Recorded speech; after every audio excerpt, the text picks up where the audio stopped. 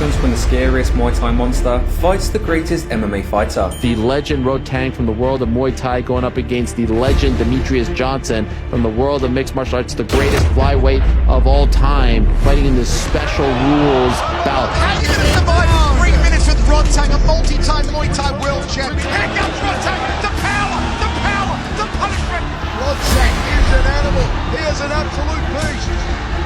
Call him Mighty Mouse, but to many, he's the GOAT.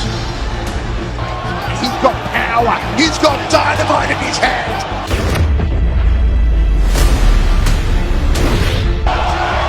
Hold on, wait a minute. Let me put some danger in it. As you can see, this is the GOAT of MMA taking on the scariest Muay Thai fighter in a Muay Thai round. If you fight Muay Thai, what do you think your fight gonna be like? I would probably get knocked out. I was supposed to be like. So did he get knocked out? Surprisingly, the great MMA fighter fought back well with his striking. But in the MMA round, how does the Muay Thai monster do? Legendary MMA versus Muay Thai matches have been some of the most exciting fights in combat sports history. The world was shocked when Boakau, the greatest kickboxer to represent Muay Thai, was rocked by Andre Dida, a 6-2 MMA fighter with only 2 kickboxing fights. There is no one else like Boakau.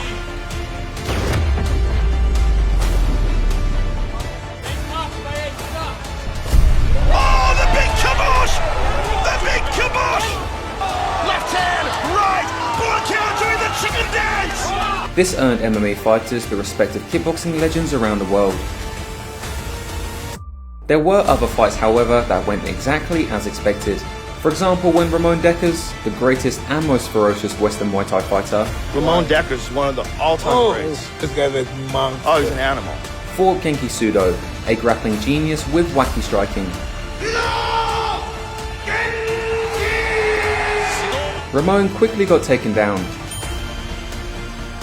When on the ground, Dekkers lost as expected.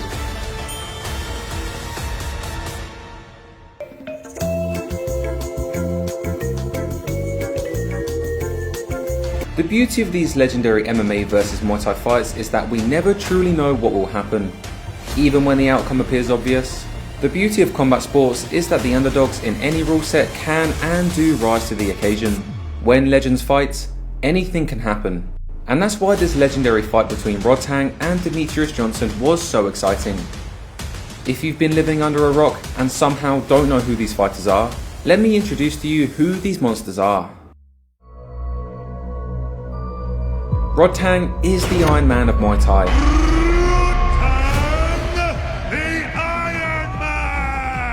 No, this isn't just because he has iron nuts. Admission and then some, Rod Tang. He's called the Iron Man because he is the most ferocious Muay Thai fighter of this era. A man so hard that when others hit him, he feels nothing.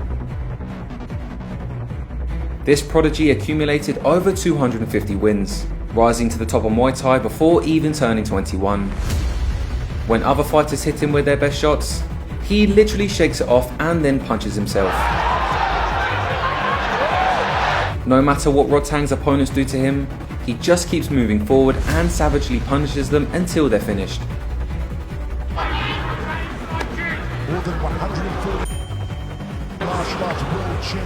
When Rod Tang gets head kicked, he just shakes it off and continues hunting.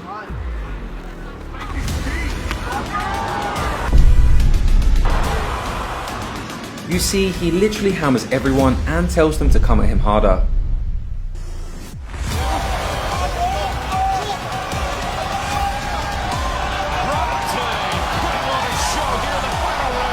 But for all of his entertaining brutality, that's not what makes everyone truly admire him. When it's all done, Rod Tang kneels down and bows to his opponents with the utmost respect. No matter how merciless he is in the ring, Rod Tang will always show high regard for his opponents once it's all over. You see, against the #1 UK fighter, Jonathan Haggerty, Rod Tang would savagely dominate him in their second fights. But right after he finishes his opponent, Rod Tang would bow down right away and tell him how big of a heart he has. Rod Tang, look at that, on his knees. What respect, what integrity. And look at the respect, the integrity, the honour. This is the epitome of having a warrior spirit. Perhaps no one else in combat sports is so savage and yet so honourable at the same time.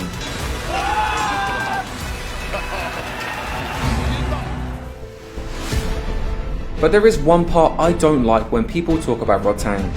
Because of all the crazy moments of this savage fighter, many people around the world think that he is only a brawler. This is where they are absolutely wrong.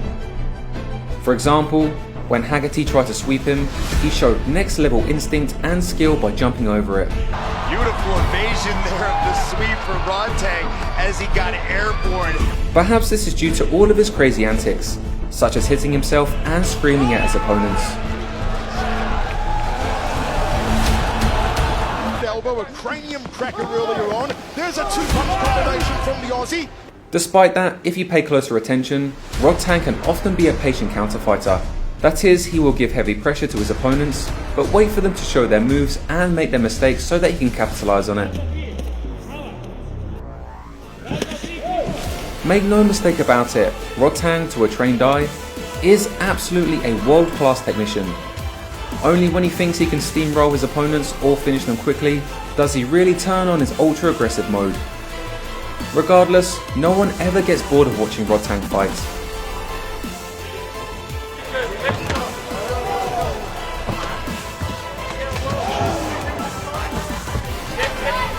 Rodtang might be scared of his wife, but he is absolutely fearless against everyone else. And that's why he took on Demetrius, the GOAT of MMA, in a special rules fight. So who is this GOAT? Many of the best fighters consider him the greatest ever. Demetrius Mighty Mouse Johnson! If the world of martial arts exposure was purely about skill, then he would be the most popular fighter. Greatest fighter you ever saw. It's hard to say, but it might have been Mighty Mouse. He was so magnificent. He was just hitting people with like wizard shit. You look at Demetrius Johnson, he's probably right now the best ever. The best ever, yeah, I agree. Kicks like a fucking tight dude, shoots a double leg like a fucking good wrestling dude. It's not like just an athletic guy that's explosive. Right. Everything is done just right, you know. Yeah. Mighty Mouse, he just has very few holes. He never stopped. I'm like, damn, dude. He's special. Ability to not get hit.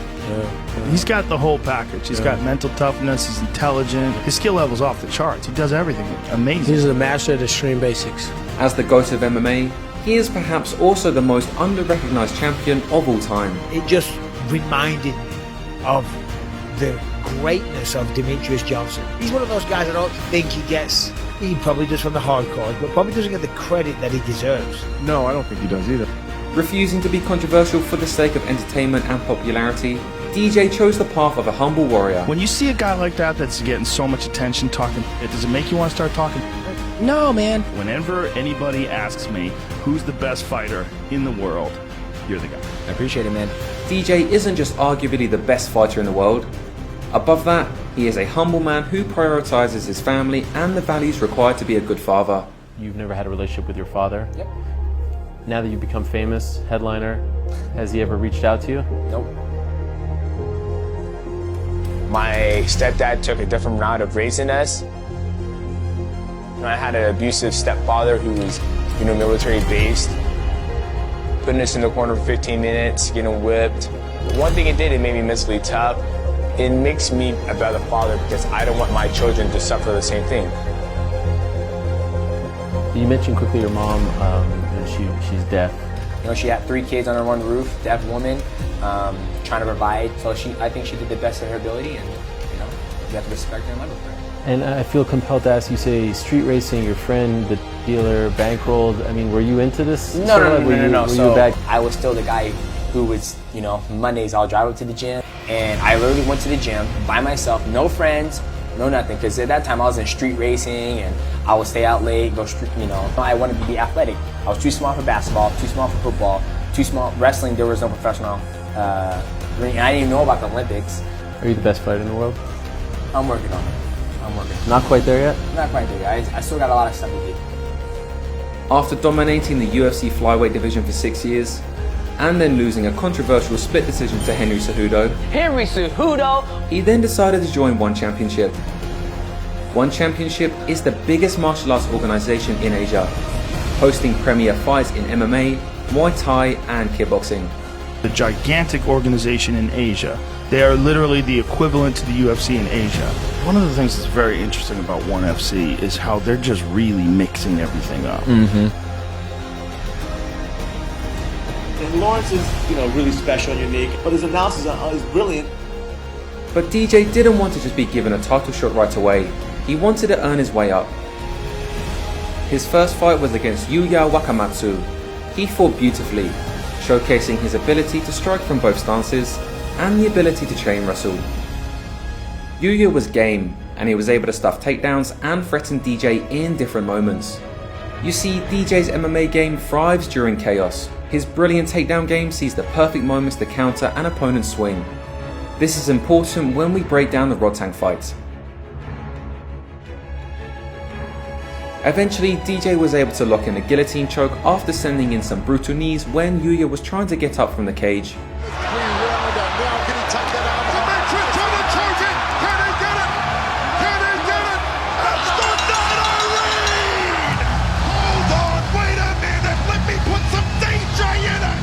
Against Tatsumitsu Wada, it was another tightly contested bout, with Wada showcasing beautiful grappling and putting DJ in trouble multiple times. However, the GOAT grinded out a win, again showing how adaptable he is. His next fight against Danny Kingad showed how good he is at nullifying aggression. Multiple times when Kingad swung his left hook, DJ would duck and score beautiful takedowns. This is also important for later. By shutting down Kingad, DJ won the ONE Flyweight World Grand Prix tournament and earned the title shot against Adriano Moraes. It is here that he would suffer his first real defeat as the GOAT. Moraes showed the world exactly how to counter takedowns when DJ shot in. Moraes fed him a perfect knee to meet the takedown. When DJ shot in to clinch again, it was met with a beautiful uppercut. When DJ was trying to post up, Moraes framed his head and shot in a knee, which is legal in ONE Championship, to finish the night. It's good night, Irene! Adriano Moraes defeats Demetrius Johnson. Perhaps we'll see a rematch somewhere down the line. And it was indeed Adriano Moraes who prevailed in hefty fashion. And just like that, the GOAT gets knocked out for the first time ever. DJ took the loss like a humble warrior, showing us what a true champion spirit looks like. And just an exchange that got me, uppercut, and then slipped, and he delivered a phenomenal knee and took me out. It was an amazing night for ONE Championship for Adriano Moraes, and now it's on to the next one. Months after his devastating defeat, he would welcome the fight against Rodtang, the scariest Muay Thai fighter in recent history. To put into perspective, Rodtang is only 25 years old, and he already has 270 wins on his record. At only 20 years old, he was awarded by Rotterdam Stadium as the best fighter of the year. Since joining ONE Championship in 2018, he has gone on a 14-fight win streak within the organisation, winning the Muay Thai World Championship title and defending it 4 times. Needless to say, DJ showed that he is fearless by willing to take on Rodtang during the height of his career. Mighty Mouse Johnson! Rodtang, the Iron Man! The first round is Muay Thai, and right from the start, you can see Rodtang's confidence oozing. Against the superior striker, one does not need to actually feel a strike to sense the threat. Right away, Rodtang only needed to fake a kick before he ate away all the space in the octagon. DJ backed up to defense immediately and ate a huge left and right hook before hugging Rodtang right away. The ref had to step in to warn DJ that bear hugs are not allowed, but Rodtang didn't care and went hunting right away again. As DJ danced around the octagon, he did land a beautiful darting overhand on Rodtang's chin as he was throwing his own left hook.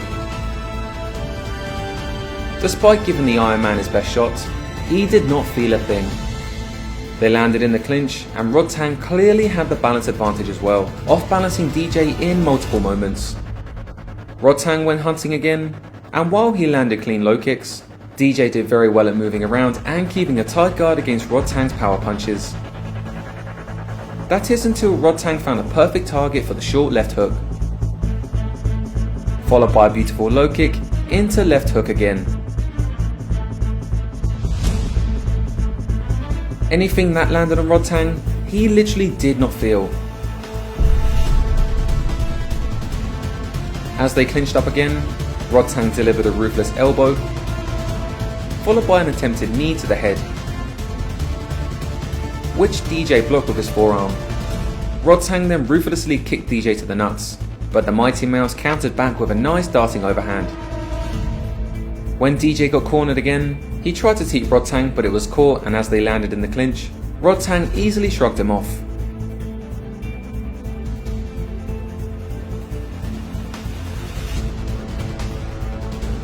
This next exchange was very game of DJ. He showed a great ability to duck against Rodtang's hooks and counter his punching combinations by taking his head offline.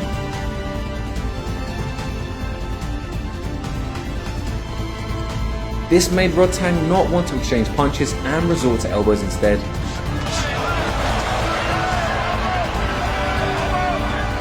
Rodtang kicked the leg and then left hooked the body, before headhunting, which was more effective than just swinging headshots.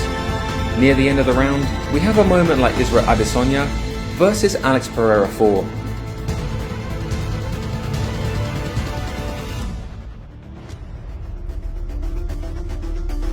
As Rodtang chased DJ to the corner trying to land another big combo, DJ threw a perfect left hook to overhand. Unfortunately, the tank did not feel a thing. And although Rodtang continued chasing DJ was able to use MMA clinches to nullify the aggression. The nice shrug into taking the back earned a nice smirk from Rodtang. To end the round, Rodtang countered DJ's left kick with a thudding cross followed by a roundhouse. Many people thought DJ would come into this fight and not engage and run, and while he was on the back foot most of the time, he was no runner. Particularly when Rodtang was throwing punches, DJ could read those well and even land clean counters. He employed MMA clinch tactics to stall when he felt the pressure. Overall, while Rodtang dominated the round, DJ was the much more tactical fighter. Had Rodtang gone with the strategy of punishing the movement with heavy low kicks and then going to the body with punches before headhunting, DJ would have been in a lot more trouble. After all, this is what was working in the fights, rather than the aggressive headhunting combinations without much setup. In the clinch, DJ was good at exchanging knees. He was also great at using the cage for reversals to stall, but what he did not have sensitivity to was Rodtang's elbows. Round 1 revealed a lot of holes that elite level Muay Thai could exploit, so if Rodtang made it out of the MMA round, he would likely make adjustments that could produce a knockout. But now in round 2, it's DJ's world. No longer is Rodtang the one moving forward, he's the one who is on his back foot. A sight you rarely see from Rodtang. Also note that he is in southpaw.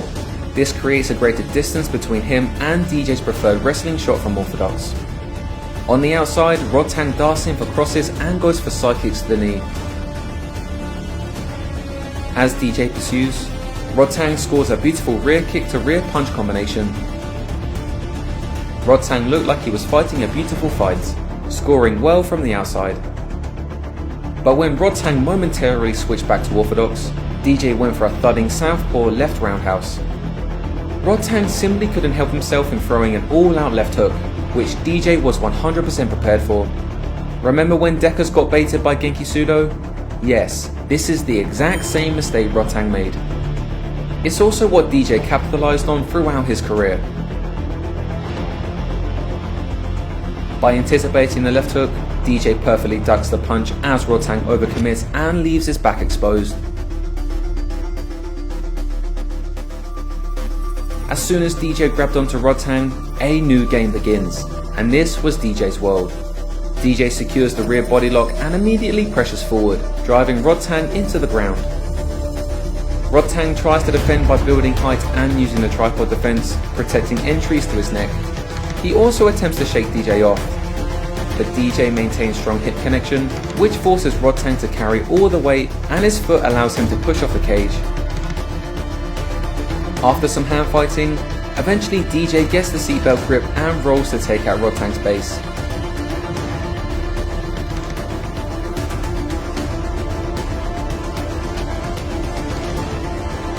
DJ then secures his strangling arm while Rodtang fights the other, a mistake made by Rodtang.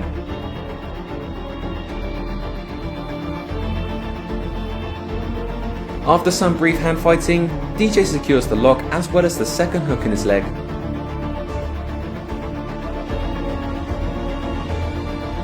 Rodtang tries to avoid DJ sinking the choking arm into his neck, but quickly realizes it wasn't effective.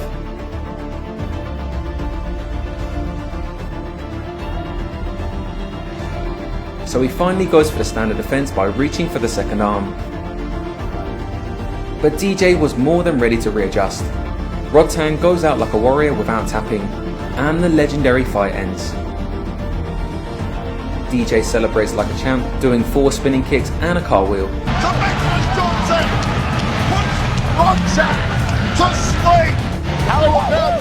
His teammates also suddenly tackles him with love, and for some reason, he shows his tongue to the camera. After the fights, they show each other tremendous respect. DJ also shares his warrior spirit right after the fight. I want to fucking fight. And I was like, he bullies people. I was like, he ain't gonna bully me, I'm gonna fight him. If I go out and get knocked out on my shield, I'll say, you know what, at least I tried. You can't put somebody down if they're trying, right? So, I was about to fight, dog. That's all I did. Before the cameras turn away, DJ shows love to his family. Valentine, Anna, thanks, man. I love you. See you guys soon. But the story of redemption for DJ doesn't just end here. Remember how he would lose to Adriano Moraes by his first ever knockout? They would rematch a year later. Moraes was game and rocked DJ in round 2. Then he landed some incredible elbows and also controlled the ground game. But fighting Rodtang must have leveled up DJ's grit and striking. In round 4, DJ put together one of the most beautiful combinations I've ever seen in MMA. From southpaw, he faked a rear front kick to bait a hook. Then he switches to orthodox to dart into a shifting right hand that rocked his opponent. Knowing his opponent is rocked, he follows Moraes with a flying knee that lands perfectly against the cage.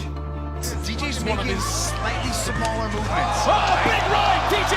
He's standing! Big knee! As soon as he landed the knee, he knew the fight was over. DJ just made a statement. Demetrius Johnson gets revenge here tonight! New undisputed flyweight champion of the world! The story of Demetrius Johnson is one that deserves more attention. On May 5th, he will meet Adriano Moraes for the 3rd time. Rodtang will also be defending his Muay Thai world title against Edgar Tabares on that night. The fight card is super stacked, featuring Sage Northcutt, Stamp Fairtex, Ongla Ensan, and Jackie Boontan. Make sure to tune in for a night of epic fights. I'm Lawrence Kenshin, and thank you for watching another episode of Striking Breakdowns. The best way to support us is to watch another video. Subscribe or Rodtang will hit himself.